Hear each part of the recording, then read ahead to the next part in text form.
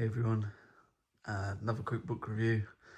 I've just finished this monster of an omnibus from Warhammer 40,000. This is obviously Eisenhorn, the Omnibus by Dan Abnett. And before we get too into it, I'm just going to lay out that this is going to be my last Warhammer 40,000 for a while. Games Workshop, the company that own Warhammer 40,000, the Black Library, the publishing company, they've just been playing silly buggers. I've had enough of it. So until I start seeing a little bit of respect for the customer, I'm pulling back. So yeah, this is my last one in 40k for a while. I do have some other books from 40k and from the old world Warhammer to read, but I don't think I'll be getting to them anytime soon. But yeah, it's a bit of a shame. I mean, I've been in and around 40k for most of my life. I remember being introduced to it in primary school, where we played a very basic little dice rolling game, and ever since it's always been around my life. And I consider myself at this late stage to be what I would define as a lore surfer. I find certain books or short stories or collections or online stuff or anything, like this is such a rich fictional universe. It is unmatched in my opinion, although I would welcome any suggestions from anything even slightly similar. But yeah, you can't treat your customers like mugs. It just doesn't fly with me. So yes, anyway, on with the review. This is nearly 950 pages long. It is well, it takes some reading. As you can see there, you've got the different stories, and it actually follows the pattern of short story main book short story. So it'll alternate. So Xenos, Malleus, Hereticus, and the Magos are all the main parts of the story, and the other ones are just kind of filler little tidbits and fill in the gaps, if you will. So this clearly follows the man on the front here, Gregor Eisenhorn, who is an Inquisitor, and he goes from kind of being new and green to a man of hundreds and hundreds of years old, who at the end, when he starts, he's very much a follow the rules guy, and by the end he's I'll make the rules and I'll decide what's right guy. It's a fascinating journey. I don't know if it's as well defined as perhaps Dan Abnett laid it out. There seemed to be leaps every now and again, and the leaps weren't always terribly well justified in my opinion, but that's very much a minor gripe. All you'll find here is minor gripes. It's a good book from front to back. There's highs and lows, but the bit at the end, the Magos, that's a bit of a high point for me, and it took me a while to figure out, I think, because you've got all this sci-fi stuff going on. There's planets, there's cultures, there's ships, there's wars, there's aliens, there's everything under the many, many suns. And in the Magos, you get this one guy who's coming in, and he's just like a naturalist on this planet, and he's kind of like normal.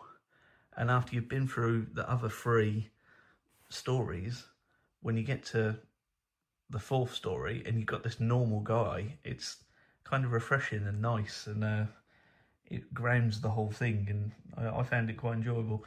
Very different from the other three, but more enjoyable in my opinion. And the story spans hundreds of years, so Gregor has a troop that go with him, and over the hundreds of years, as people leave and die and do different things and so on. The cast of characters goes on and on and on, and towards the end, I couldn't remember who was who. There's a few that like really stick out. There's a wonderful character. Some of the characters are just fantastic. There's a wonderful character who he gets a disease early on, and the disease means he always wants new information, and he's got a photographic kind of recall of all the information he's ever had. So he just like wants more and more information, and he's great. He's got little catchphrases and everything. It's just really good characters. Very enjoyable to be with. Sometimes more enjoyable than Eisenhorn himself, but obviously you always stay in and around Eisenhorn. The stories all the way through, like they're well edited. They're easy to read. There's got a good prose. Abnett's clearly a smart writer. There's nothing terribly groundbreaking about Eisenhorn and the Inquisition, but there is, for me, the shining star moment, the bit where I was like, this is just pure sci-fi, and I was just swimming in it and loving it, was the parade. When you get to the parade, and you'll know it when you're there, and it's just so Warhammer 40,000. It is everything turned up to 11. It's ridiculous. It's grandiose on the most ridiculous scale, and it was just fantastic. And if you know anything about Warhammer 40,000, you know it's called the Grim Dark for a reason. You know what's happening. You know what's going to happen, but it doesn't stop you reading it anyway. And I enjoyed that bit especially. That was something else. So story-wise, you're going to follow Gregor the Inquisitor.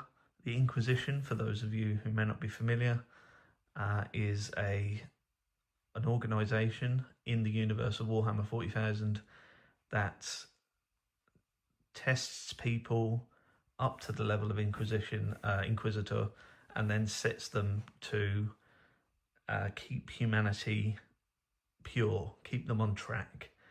And it is as wild and varied in aims and goals and objectives as any one man, woman or creature might really want it to be. I know that sounds like a shocking overview, but it's kind of true. The limits in this story with Eisenhorn tend to be that he's got a certain sector of space, and the stories take place within the sector. So he's not just going about all over the universe. He's very much staying within a sector of space. But even then, you're going to see loads of different planets, loads of different ships, battles, and cultures, and all this kind of stuff.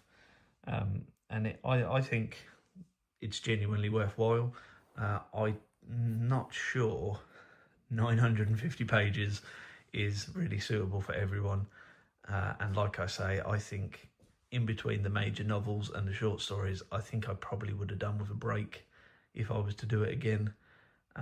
But then the break in between, and if I'm reading something else, that's going to be more characters and more planets and so on and so forth that I forget in between. And I read it as one big chunk, and I still forgot things. So there's a lot going on.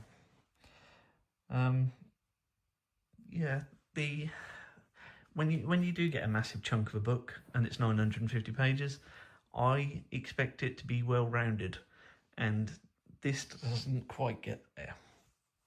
It suffers this little bit at the end where they go, oh, there's more to do, he's off to do more, and that's it. And I don't know, just it didn't end in a way that I would find satisfactory, because there's clearly more story going on. But then more story going on with the Eisenhorn stories seems to be kind of like the thing, because there's multiple characters in here that have their own spin-off series. And I mean, get into those if you will. It's not where I'm going to be heading for reasons I've already outlined, but I wouldn't be terribly against it. because some of the characters are just fascinating. But yeah, it's not really a quick book review anymore, is it? It's crossed the 10-minute mark. I do apologise, but yeah, if you've read Eisenhorn or any of the spin-offs and you want to talk about it, you know where I'll be. I'll be in the comments. Thanks for watching. Farewell.